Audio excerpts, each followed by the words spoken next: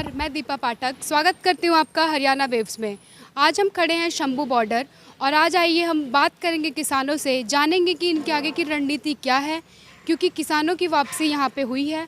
और जैसा कि आप देख रहे हैं यहाँ पे इन्होंने वापस से अपने रहने का अरेंजमेंट कर रखा है, खाने पीने की सारी व्यवस्था कर रखी है।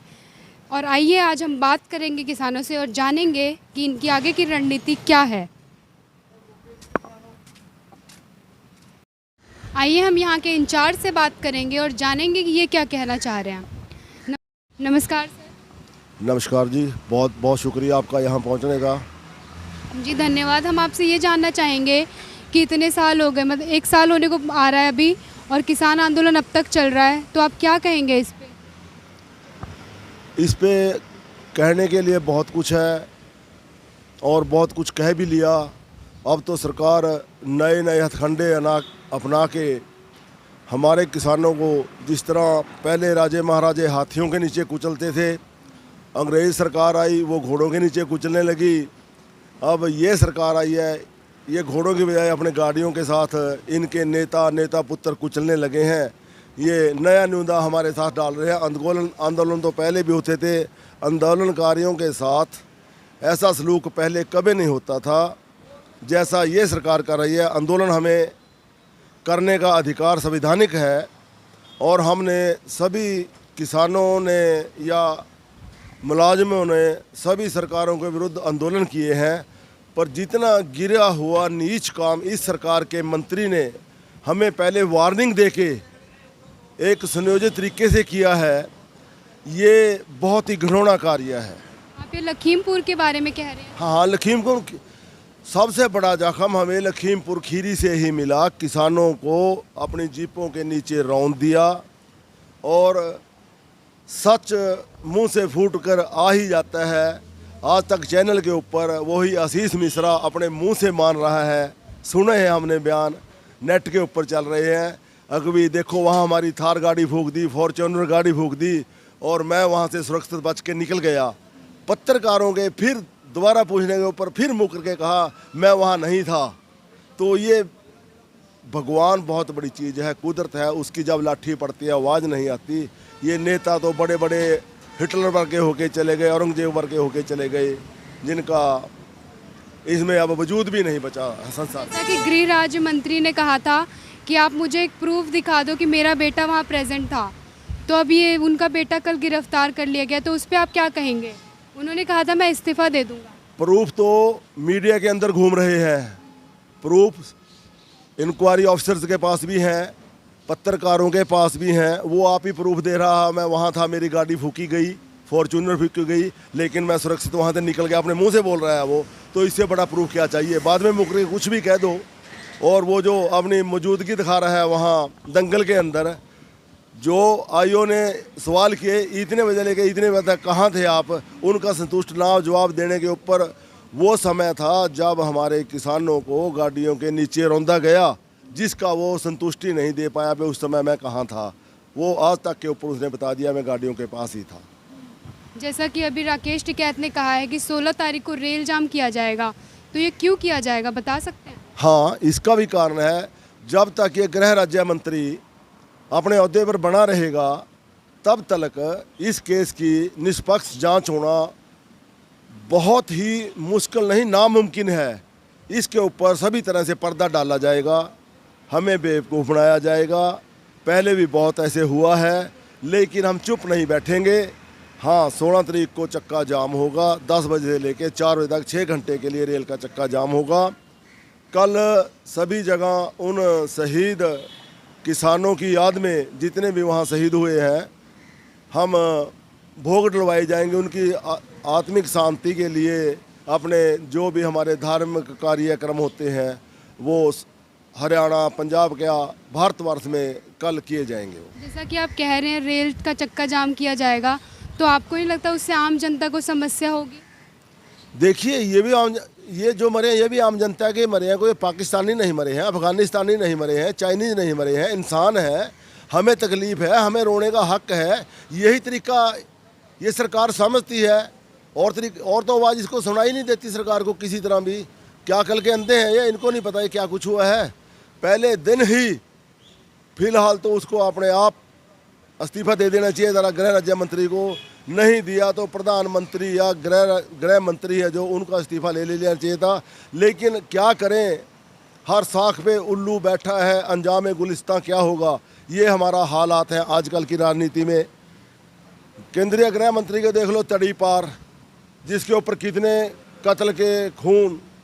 प्रधानमंत्री जिसकी सीढ़ी ही खून से लथपथ है, गोधरा कांड से लेकर शुरू की हुई है, अब तक वो इसी के ऊपर चढ़ाई करता जा रहा है अपना। कहाँ से हम उम्मीद कर लें भी हमें इंसाफ मिलेगा हमारे बच्चों को जो शहीद हुए हैं। आपके ये करने से आपको लगता है कि सरकार पे कोई असर पड़ेगा? क्यों नहीं पड़ेगा। पुरानी कहावत है, पत्थर की मान होती है कुएं की। आपने कुएं नहीं देखे, आप बच्चे हो, हमने कुओं से पानी खींचा है। पानी खींचते थे, रस्सी होती थी सण की और पत्थर होता था सीमेंट का, जो मान होती थी उसके ऊपर भी निशान पड़ जाते थे। रस्सी खींचने से आंदोलन असर क्यों नहीं करेगा इसके ऊपर। आप पढ़े लिखे बच्चे हो, आपने कुएं नहीं देखे, हमने वो ज़िंदगी जी है। सरकार को ये तीनों काले कानून वापस करने पड़ेंगे, MSP गारंटी कानून बना के देना पड़ेगा। आज दे दे, कल दे दे, परसों दे दे, जब भी दिल करता है तब दे दे। इसके बिना ये तो कुछ भी शहीदियाँ नहीं, हम और भी शहीदियाँ दे देंगे, लेकिन ये तीनों काले कानून जो हमारी नस्ल को और फसल को ख़त्म करेंगे, इनको हम अपने ऊपर लागू नहीं होने देंगे। हमारे बच्चों का भविष्य अंधकारमय है।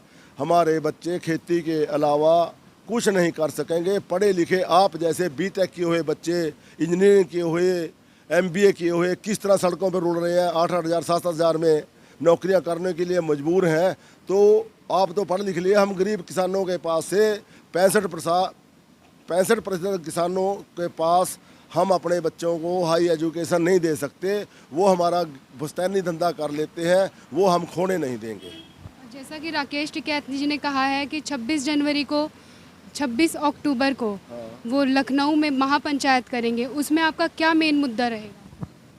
मेन मुद्दा सरकार की नाकामियाँ और किसानों के साथ नाइंसाफ़ी होना, मुद्दे यही हैं। बार बार जिस दिन से हमने आंदोलन शुरू किया था उस दिन से यही मुद्दे लेके हमने आंदोलन शुरू किया था।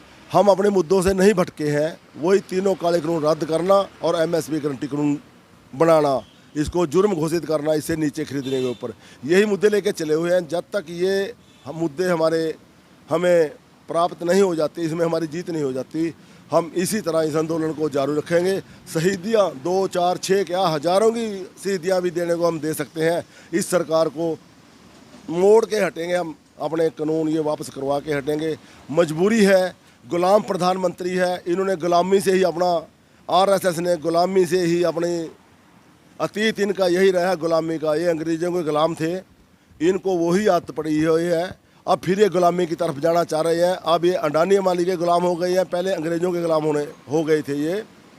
हमें भी ये गुलाम करना चाहते हैं। नहीं, हमारी कौम ऐसी नहीं है, हम गुलामी सहन नहीं करेंगे, जान दे देंगे। जान की कोई परवाह नहीं, अपने भविष्य के लिए, अपने बच्चों के भविष्य के लिए शहीदियाँ इससे भी ज़्यादा देने के लिए हम तैयार बैठे हैं। वहाँ जहाँ आप महापंचायत करेंगे, वहाँ की आपकी क्या क्या तैयारियाँ हैं?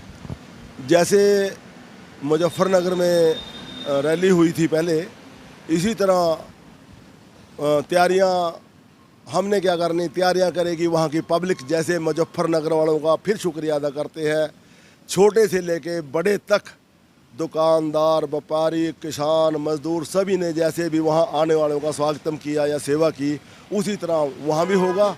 किसानों का मुद्दा है, किसानों का मुद्दा ये देश भर का मुद्दा हो गया है। अब ये जो पहले कहते थे ना, हरियाणा का, पंजाब का, उत्तरी यूपी का, फलानी यूपी का, अब ये सरकार को भी एहसास हो गया है।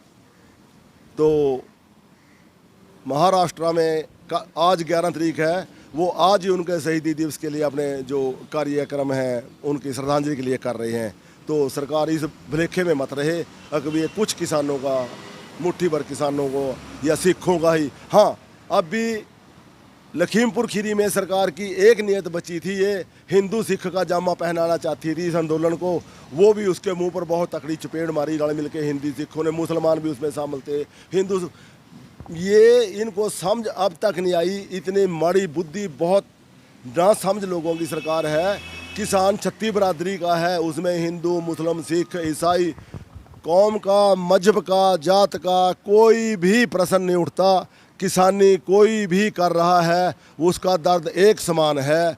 अब तो जितने भाजपा के राष्ट्रीय संघ हैं या 100 जथेबंदियों ने एक और संगठन तैयार किया था, वो भी हमारे पक्ष में आके खड़े हो गए हैं। उन्होंने भी सरकार को समय दे दिया है। वो भी कहते हैं हम इन कानूनों में सरकार के साथ नहीं है। हम यही नहीं समझ पा रहे भी सरकार सुनना किसकी चाहती है। ना तो अपने पक्ष के किसानों की सुनना चाहती है, हमें तो कोई उग्रवादी, आतंकवादी, माओवादी ऐसे बोल के संबोधन किया जाता है। वो तो उनके अपने हैं जो संगठन उनका संरक्षण प्राप्त है, उनके तो सुन ले कम से कम। किसी तरह तो सरकार को ये कानून वापस करने पड़ेंगे, क्योंकि वो भी सहमत नहीं है इसके ऊपर। आपके हिसाब से अगर ये महापंचायत आयोजन किया उसके बाद कुछ असर होगा, किसानों की बात मानी जाएगी? बेटे हम तो 2024 तक बैठे हैं। जब मान जाएंगे तभी उठ जाएंगे, हमें कोई फर्क नहीं पड़ता। हैबचुअल हो गए अब तो सारे। गर्मी देखी, बरसात देखी, सर्दी देखी, फिर गर्मी देखी, फिर सर्दी आने वाली है, बरसात आ जाएगी। इसी तरह चलेंगे। अब तो हमारे पक्के ठिकाने बन गए हैं, वहाँ पक्के ठिकाने बन गए हैं, यहाँ भी पक्के ठिकाने बन गए हैं। तो बैठे रहेंगे, अपना आंदोलन इसी तरह जारी रहेगा। सहयोग है हमें छोटे से बड़े तक का, किसान, मजदूर, व्यापारी, बेरोजगार। अब तो जो सरकारी महकमे हैं उनके अंदर भी असंतोष पैदा हो गया है, वो भी सहयोग कर रहे हैं, वो भी आंदोलन की तरफ जा रहे हैं। आंगनवाड़ी वालों का देख लो अब कितना बड़ा आंदोलन हो रहा है, और भी बहुत आंदोलन इसमें शामिल होते चले जाएंगे। हम सहयोग करते चले जाएंगे एक दूसरे का। चलिए, धन्यवाद। धन्यवाद।